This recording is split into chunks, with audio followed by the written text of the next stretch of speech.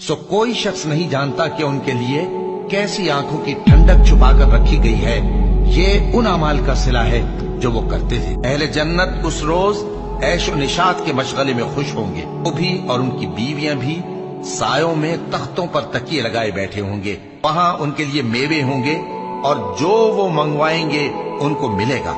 उनको परवरदिगार मेहरबान की तरफ से सलाम कहा जाएगा। वो जन्नत जिसका परहेजगारों से वादा किया जाता है, उसकी सिफत यह है कि उसमें ऐसे पानी की नहरें हैं जो बू नहीं करेगा, और दूध की नहरें हैं जिसका मजा नहीं बदलेगा, और शराब की नहरें हैं जो पीने वालों के लिए सरासर लज्जत है, और साफ शुदा शहद की नहरें हैं, और वहां उनके लिए हर किस्म के मेवे हैं, और उनके परवरदिगार की तरफ से मगफिरत है।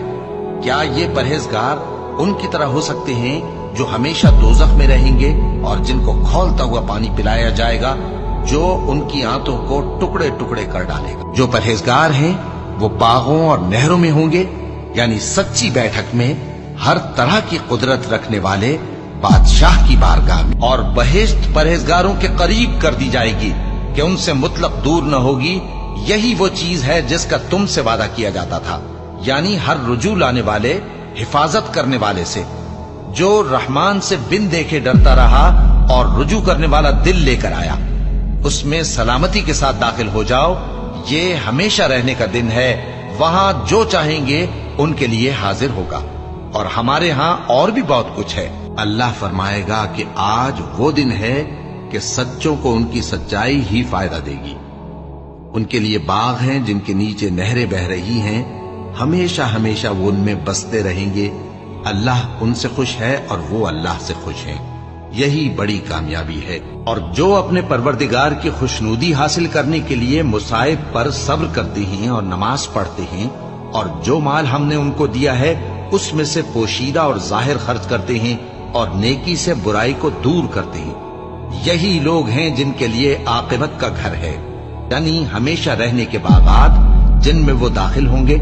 और उनके बाप दादों और बीबियों और औलाद में से जो नेकुकार होंगे वो भी बहिश्त में जाएंगे, और फरिश्ते बहिश्त के हर एक दरवाजे से उनके पास आएंगे और कहेंगे तुम पर सलाम हो। ये तुम्हारी साबित कदमी का बदला है और आकिबत का घर खूब घर है। जिस जन्नत का परहेजगारों से वादा किया गया है उसकी शान ये है कि उसके नीचे नहरें बह रही हैं, उसके फल हमेशा बाकी रहने वाले हैं और उसके साए भी। ये उन लोगों का अंजाम है जो मुत्तकी है, और काफिरों का अंजाम दोज़ख है।